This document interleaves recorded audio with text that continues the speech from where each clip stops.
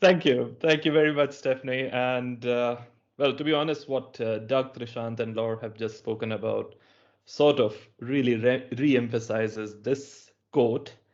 By the way, spoiler alert for Marvel fans, although this quote has been made famous by Stan Lee's Spider-Man, it was the French Revolution in the early 18th century when this quote is believed to have been coined for the first time. Anyway, the reason I invoke this quote today is this.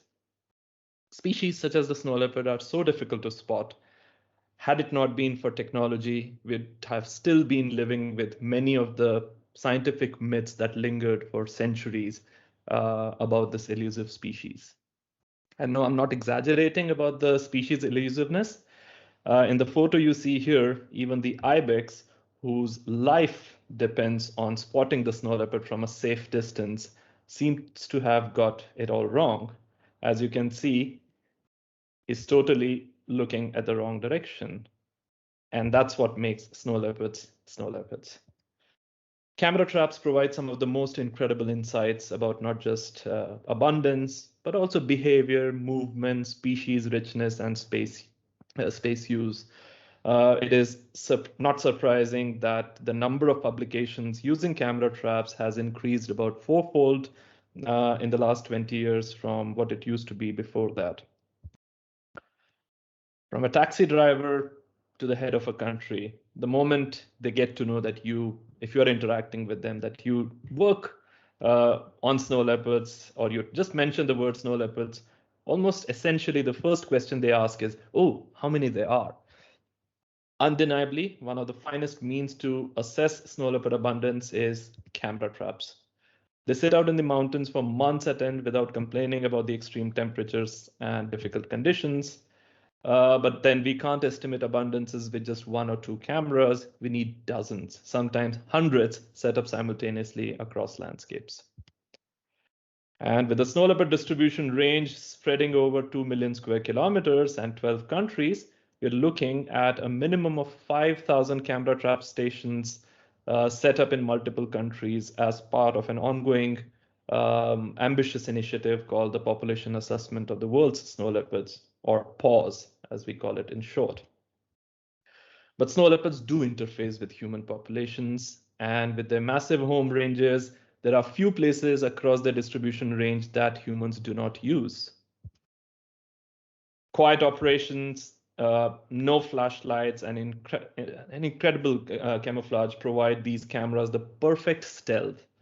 And with an outstanding capacity to capture hundreds of thousands of photos without running out of memory or power, these cameras record everything that moves, including livestock and humans. And these interactions are sometimes funny and sometimes serious in nature. While these images can be an evidence for investigation and prosecution, it can catch people off guard and also be considered as a breach of people's privacy, thus invoking the very question of proportionality versus necessity that Doug and Trishant both mentioned about. Many countries now have laws and legal frameworks about breach of privacy, freedom of movement, and personal autonomy, which many times researchers may not even be aware of.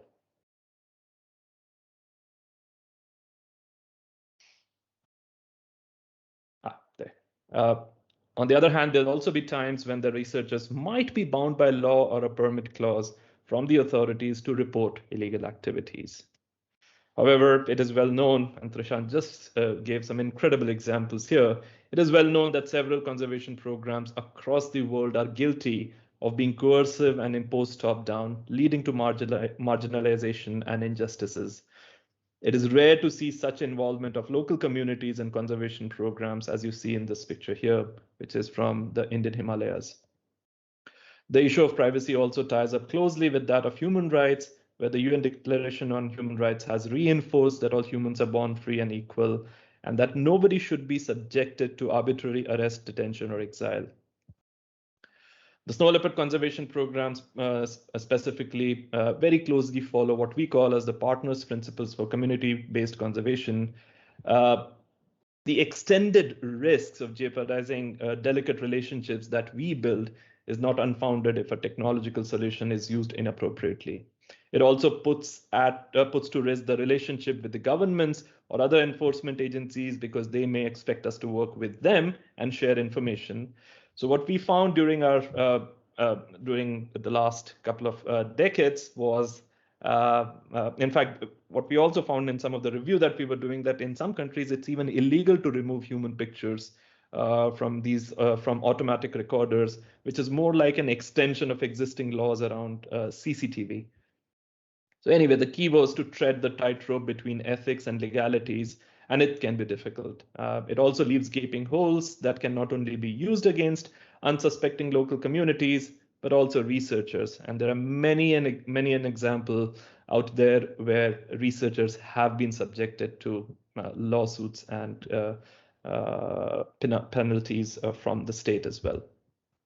So based on our experience of a few decades of partnering with local communities, what we did was we tried to enlist 7 basic concepts which sort of overlap with what Chris and Doug and Trishant explained earlier. And the idea was these basic concepts should be visited every time we are planning to camera trap in a new area. Incidentally, as I mentioned, these concepts co-evolved at the same time when Chris, Doug, and Trishant were developing something very similar. While their principles address the broader issue of using tech in general for wildlife conservation, we focused a little bit on camera traps because that's what we were using extensively. So in the next few slides, I'll just take you on a quick tour to these concepts in practice. Here's my colleague Pooji working with the local community members of South Gobi. She knows that it is totally worth the effort to build trust and confidence through a range of measures that help the local communities understand the purpose of the camera trap work with both authorities as well as community members. It's always a good idea to set up cameras in any area after seeking the necessary permits from the agencies or organizations that have jurisdiction over the land where you intend to work, even though one must keep in mind many times those jurisdictions are have a lot of gray area. They could be taken, there could be some force involved in the past, or evictions could also be involved there. Anyway, strengthening the participation of communities in research cannot be overemphasized. It actually has added benefits, where in this case, again in Mongolia, the herder partners now lead the field research by setting up the cameras, collecting them, and supporting overall monitoring efforts, even for the state as well as for the NGO which is working there. Increasing dialogue with the local community can also ensure that the camera traps respect the community's privacy. It is imperative to seek consensus before setting up cameras, and not just by speaking only to the leaders, because they may have their own issues. And Trishant again explained it very nicely about the power dynamics within communities. It's really critical to have the entire community's representation out there, and that's when things can possibly be more equitable. People can at times be uncomfortable with the presence of cameras in the pastures, and it gives them a feeling of being under surveillance, very similar to what you saw earlier. Some people even worry that camera traps could see inside their houses several kilometers away.